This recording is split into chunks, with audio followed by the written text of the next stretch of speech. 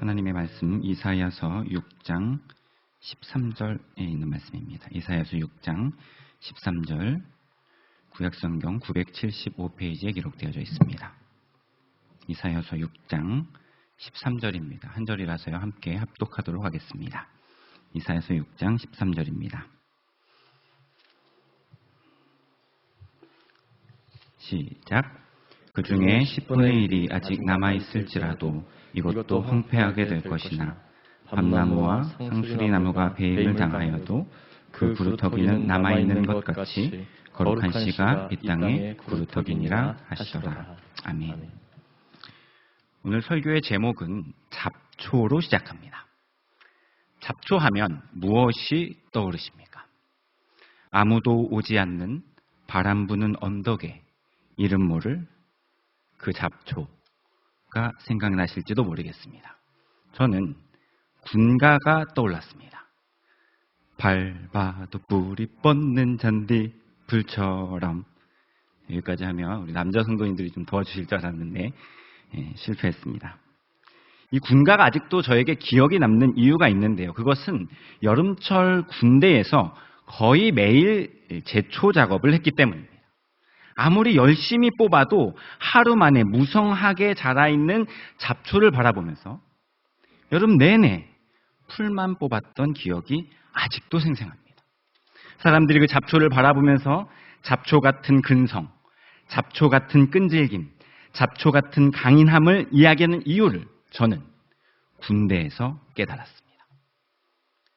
이렇게 아무 곳에서나 어떠한 환경 속에서도 죽지 않고 끝까지 살아남는 잡초 같은 근성과 끈기, 생명력은 가요나 군대에서만 찾아볼 수 있는 것이 아니라 바로 우리 안에서 발견할 수 있어야 합니다. 그 이유는 우리 안에 복음이 있기 때문입니다. 어떠한 상황과 환경 속에서도 끈질기게 버티고 견뎌내는 생명력이 복음 안에 있기 때문입니다. 밟히거나 가라 엎어지거나 뽑힌다 하여도 악착같이 살아남는 것이 바로 우리 안에서 살아 움직이는 복음임을 우리 모두가 잊지 않기를 간절히 소망합니다. 1945년 해방 당시에요. 북녘 땅에 교회가 약 3,000개 있었습니다. 성도들도 30만 명 정도 있었던 것으로 보고되고 있습니다. 그리고 6.25 전쟁이 일어났던 1950년도까지 약 5년 동안 냉전이라는 체제 속에서 38선이 그어지고 서로 다른 체제의 나라가 세워지면서 공산권에 있었던 북녘의 성도들은 20만 명으로 줄어들었습니다. 교회의 숫자도 2,000개로 축소되었습니다.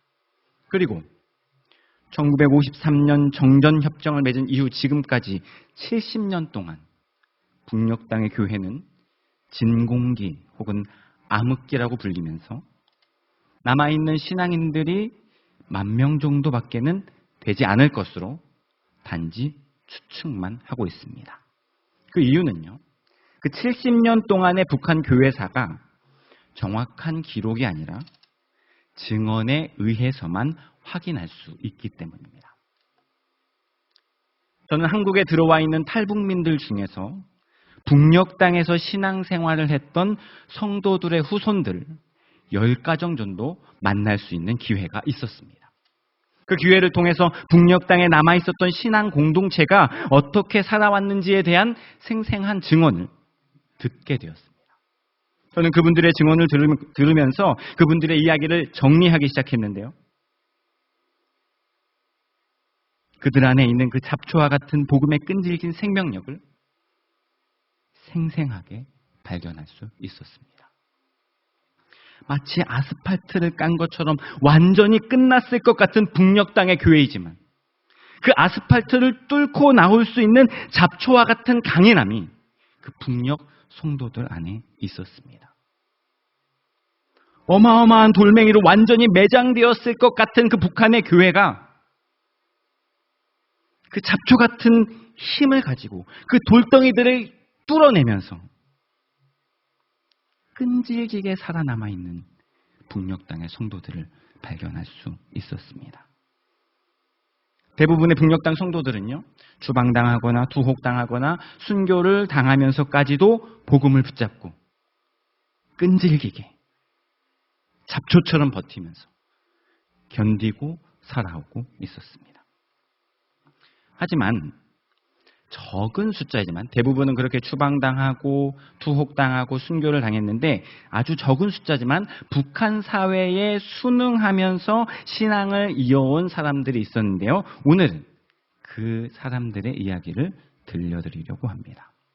북한에는요, 합법적으로 기독교를 관리하는 기관이 있습니다. 나라에서 만든 기관인데요. 그 기관의 명칭은 조선 그리스도교 연맹이라고 합니다. 줄여서 조그련이라고 이야기를 하는데요. 오늘 함께 나눌 이야기가 바로 이 단체, 이 조그련이라는 단체의 2대 위원장이었던 한 신앙인의 스토리입니다. 우선은 조그련이 어떠한 곳인지에 대해서 우리가 이해할 필요가 있을 것 같습니다. 조그련은요, 북한 내의 기독교인들의 권리를 그리고 이익을 옹호해주기 위해서 만든 단체입니다. 신앙생활을 지도하기 위해서 설립된 국가기관입니다. 하지만 실제로 그 일을 하느냐? 그렇지는 않습니다.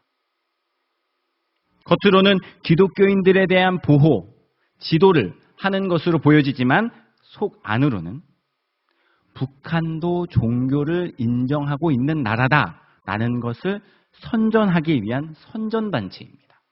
게다가 이 단체를 통해서 하고자 하는 목적은 무엇이냐면 해외에 있는 많은 기독교 단체들에게 후원을 받기 위해서 설립된 이중적인 조직입니다.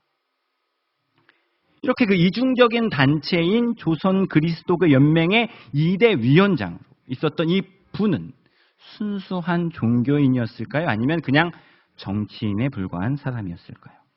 저는 한국에 들어와 있는 그분의 손녀의 증언을 들을 수 있었습니다. 제가 PPT로 정리를 해왔는데요. 함께 그 증언을 읽어보도록 하겠습니다. 첫 번째 증언입니다. 함께 읽겠습니다. 시작. 할아버지는 일제강점기 때 신의주에서 학생운동에 동참하셨어요. 할아버지는 그곳에서 교회를 다니게 되었고 하나님을 영접하고 신앙심이 생겼다고 들었습니다. 그리고 그곳에서 인맥도 많이 쌓았다고 했습니다. 해외에 친구가 많다고 해서 우리 할아버지는 평양시 인민위원장으로 추천을 받았는데 그래도 신앙이 있다는 이유 때문에 기독교연맹 위원장이 된 것 같았습니다. 이 증언을 보면요, 우리가 주목해봐야 될 것이 있는데 이분이 평양시 인민위원장으로 추천을 받았는데 조선 그리스도교 연맹의 위원장으로 임명받았다는 것입니다.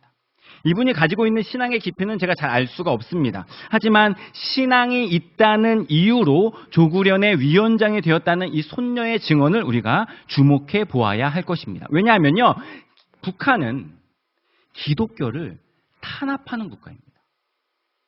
그래서 신앙을 가지고 있는 사람들은 투옥하거나 처형하거나 추방시켰습니다. 제가 만나본 다른 탈북민들의 증언들은 대부분 이런 과정을 겪었거나 지켜본 분들이었습니다. 그렇게 내부적으로는 기독교를 탄압하면서 동시에 공식적으로 기독교 조직을 만들고 기독교가 있는 것처럼 행동하고 있는 것입니다. 이 이야기는 무슨 이야기냐면 추방을 당하거나 투옥을 당하거나 심하게는 처형을 당하는 기독교인들도 있었지만 반대로는 아주 공식적으로 인정을 받으면서 신앙생활을 하는 기독교인들도 있었다는 것을 반증합니다. 그렇다면 이렇게 공식적으로 신앙을 인정받은 그리스도인들은 어떤 모습으로 신앙생활을 했을까요? 두 번째 증언, 이 손녀의 증언에 귀를 기울여 보도록 하겠습니다. 두 번째 증언도 함께 읽어보겠습니다. 시작. 할아버지 집은 예배를 드릴 수 있는 곳이었어요. 예배실이 있었고 예수님에 대한 모든 것이 다 있었어요. 그래서 할아버지 집에 가면 집인지 교회인지 알쏭달쏭했어요. 외국인이 방문해서 예배드리던 모습도 기억이 납니다. 제가 이 이야기를 들을 때요, 기독교가 억압받는 국가에 살고 있었는데 예배를 드릴 수 있었다. 이 이야기가 저에게는 메마른 땅에 단비가 내리는 것 같은 감동을 주었습니다. 어떤 사람들은 신앙을 가지고 있다는 이유만으로 억압당하고 추방당했지만 이분은요, 아주 기적적으로 그리고 비교적 안정적으로 신앙생활을 이어갈 수 있었기 때문입니다. 이때만 해도요, 북한의 봉수교회나 칠골교회와 같은 예배당이 없었기 때문에 위원장의 집이 공식적인 예배의 장소로 활용되었던 것 같습니다. 손녀가 기억하는 할머니의 모습도 늘 성경을 읽고 새벽에 기도하고 피아노로 찬송가를 연주하는 모습이었습니다. 이들은 북한임에도 불구하고 눈치를 볼 필요가 없었고요. 두려움에 떨 필요도 없는 신앙생활을 하고 있었던 것입니다. 하지만 아주 안타깝게도 자신들이 가지고 있는 그 신앙을 전해주지는 못했습니다. 자유롭게 예배를 드릴 수 있었고 성경도 읽을 수 있었고 찬양도 할 수 있는 곳이었지만 그것은 할아버지랑 할머니만 가능한 것이었습니다. 이 증언을 하고 있는 손녀는 단 한 번도 직접 성경을 읽거나 찬양을 하거나 예배에 참석하지는 못했다고 증언을 했습니다. 이 손녀는 할머니에게 여러 번 간청을 했는데요. 성경책도 읽어보고 싶고 찬양도 하고 싶다고. 하지만 이 할머니는 이 손녀의 애달픈 목소리를 단호하게 거절했습니다. 오늘 설교의 제목의 두 번째 주제입니다. 온실. 잡초를 온실에 옮겨 놓으면 어떻게 될까요? 아마도 잡초로서의 강인함은 조금씩 사그라들 것입니다. 온실 안에 있는 잡초는 강인할 필요가 없기 때문입니다. 끈질기게 무언가를 지켜낼 필요가 없습니다. 가만히 있어도 잘 살기 때문이죠. 그렇기 때문에 버티고 견뎌냈던 그 힘은 아주 자연스럽게 사라지게 됩니다.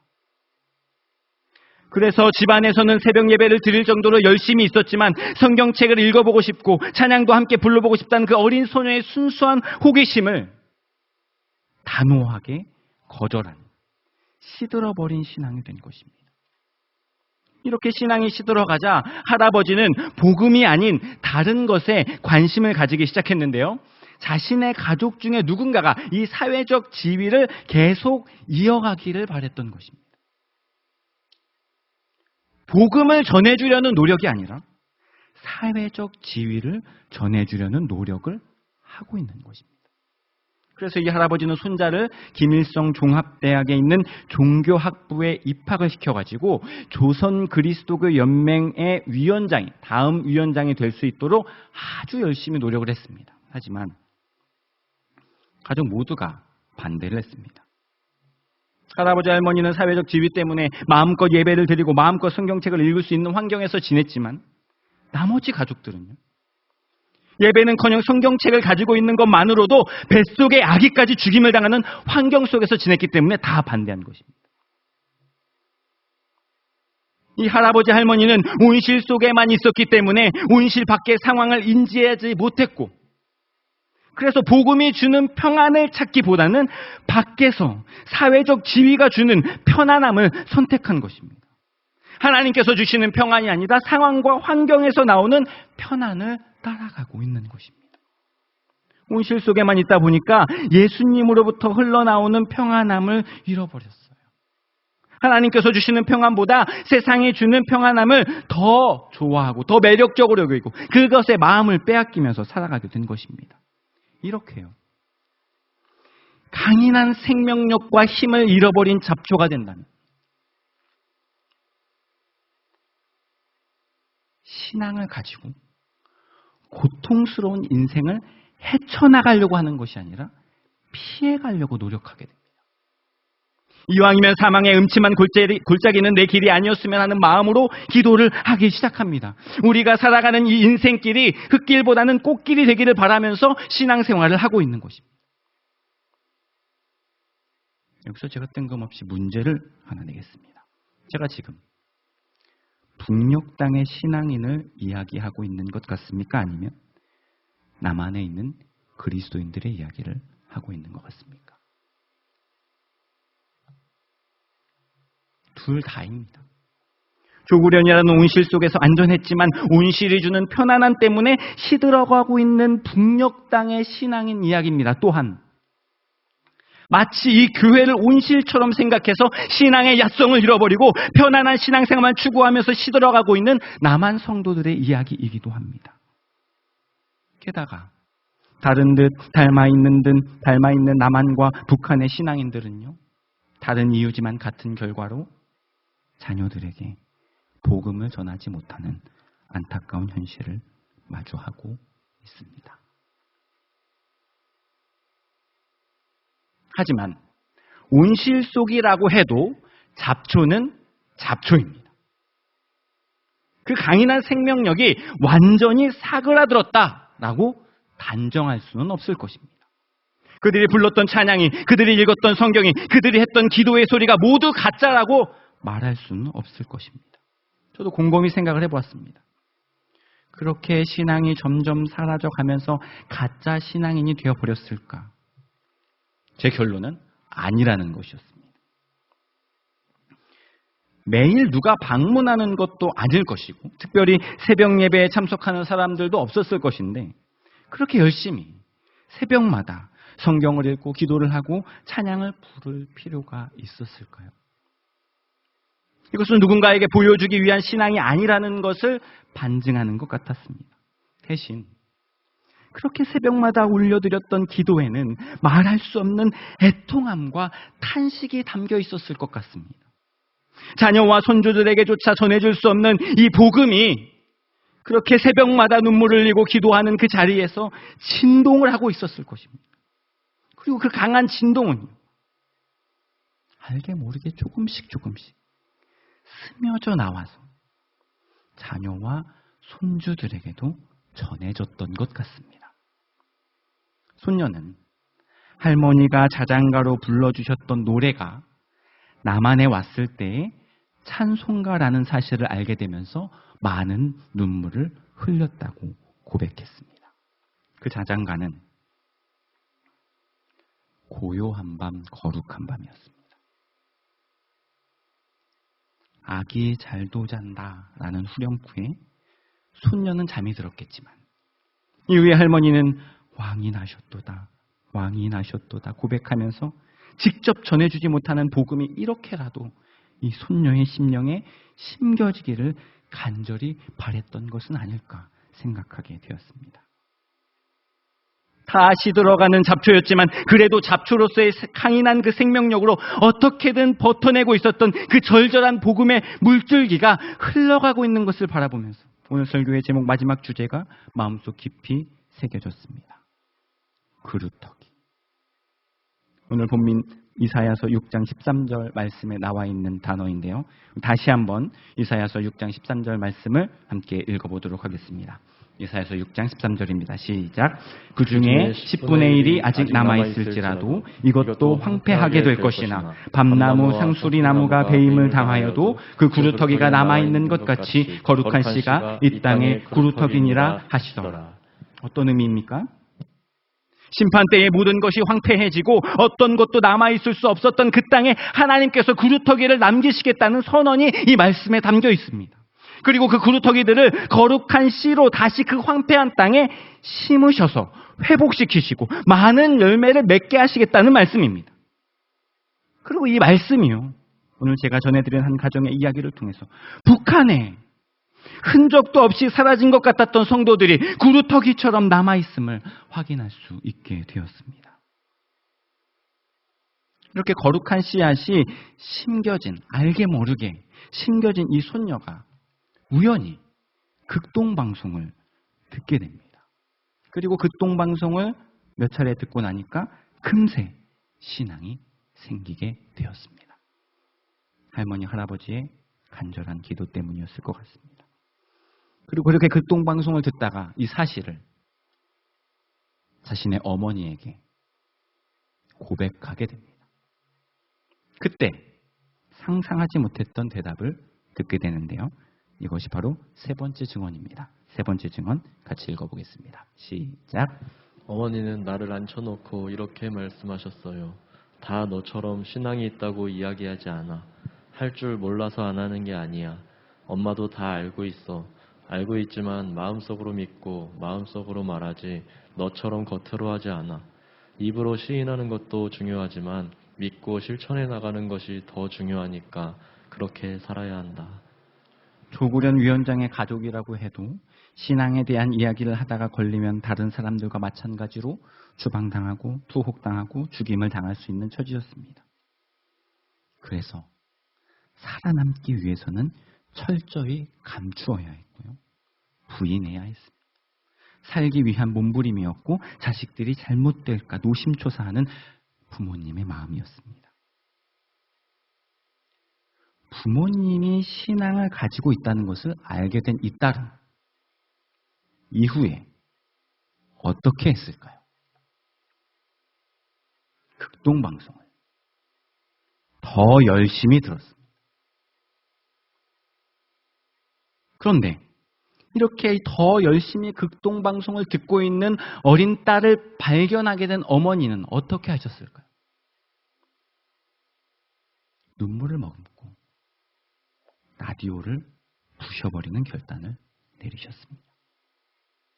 살아야 하기에 치열하게 복음을 순교해야 했던 북한의 크리스천들, 공식적으로 인정을 받고 선택받은 사람들이었다고 한들 집안에서만 허용된 것이었기 때문에 자녀들에게는, 손주들에게는 마치 크리스천이 아닌 척 살아가야 했던 북한의 기독교인들을 바라보면서 저는 오늘 우리의 신앙이 그들의 신앙과 다른 듯 닮아 있음을 보게 됩니다. 우리도 이 땅에서 어떻게든 살아남으려는 치열함과 분주함 때문에 정말 열심히 세상 속에서 복음을 숨기고 마치 크리스천이 아닌 척 신앙을 감추면서 살아가고 있기 때문입니다. 온실 속에서는요, 분재라는 것을 키웁니다. 키운다기보다는 만든다는 표현이 더 맞을 것 같습니다. 주인이 원하는 모양대로 잡아 끌고 비틀어서 고정시킵니다. 그렇게 주인이 원하는 모양대로 만들어진다고 해도 나무는 나무입니다. 어떤 모양으로든 그럴싸하게 만들 수는 있겠지만 나무라는 정체성은 절대로 변하지 않습니다. 복음의 생명력도 마찬가지입니다. 북한에 억압당하면서 북한이 원하는 대로 변형된 것처럼 보이지만 구루터기로 끈질기게 남아있는 성도들이 지금도 있습니다. 복음의 강인한 생명력으로 버텨내고 있는 거룩한 씨앗들이 북녘 땅에 아직 남아있습니다. 이것은 남한 땅도 마찬가지예요. 교회가 세상이 원하는 대로 변질되어 가고 있는 것처럼 보이지만 분명히 구루터기가 남아있습니다. 복음의 강인한 생명력을 간직하고 있는 교회들이 여전히 어딘가에 남아있을 것입니다. 그리고 저는 북녘 땅의 구루터기 성도들처럼 남한 땅에 남아있는 구루터기가 바로 주빌리 통일 구국기도회라고 믿습니다. 그 이유는 기도의 제목 때문입니다. 대부분의 신앙인들은 자신의 안위와 만족을 위해서 기도하기에 바쁩니다. 그런데 이곳에 모인 여러분들은요, 자신의 기도 제목을 가지고 기도하려고 온 것이 아닙니다. 세상 살아가면서 기도할 것이 너무나도 많지만 다 뒤로 하고 나라와 민족을 위해서 기도하기 위해 이 자리에 모였기 때문에 바로 여러분들이 남한 땅에 남아있는 구루터기이십니다. 오늘 우리의 간절한 기도와 북녘 땅의 그 구루터기들의 몸부림치는 기도가 황폐한 이 한반도 땅에 거룩한 씨앗으로 심겨져서 이 땅의 평화로운 복음 통일을 이루고 세계 열방에 하나님 나라를 세워가는데 귀하게 쓰임받는 한반도가 되기를 주님의 이름으로 간절히 소망합니다. 오늘 제가 말씀을 준비하면서 계속 맴돌았던 찬양이 있어서 함께 나누고 기도하는 시간을 가지려고 합니다. 찬양 제목은 주님 다시 오실 때까지입니다. 주님 다시 오실 때까지 나는 이 길을 가리라. 좁은 문 좁은 길 나의 십자가 지고 나의 가는 이 길 끝에서 나는 주님을 보리라. 영광에 내 주님 맞아주시리. 구루터기로 살아가는 것은 쉬운 일이 아닙니다. 인생의 문제, 어려운 것들, 빨리 해결해야 되는 일들이 나에겐 기도 제목으로 산재해 있기 때문입니다. 그것을 다 뒤로 하고 나라와 민족을 위해서 기도한다는 것은 정말 어려운 일입니다. 하지만 주님 다시 오실 때까지 우리 이 길을 끝까지 걸어갈 수 있기를 바랍니다. 그래서 이 길 끝에서 영광의 주님이 우리를 맞아주시며 구루터기를 통해서 다시 회복시키는 하나님의 놀라우신 은혜를 함께 경험할 수 있게 되기를 소망합니다. 그 마음을 가지고 함께 귀한 찬양으로 주님께 나아가겠습니다.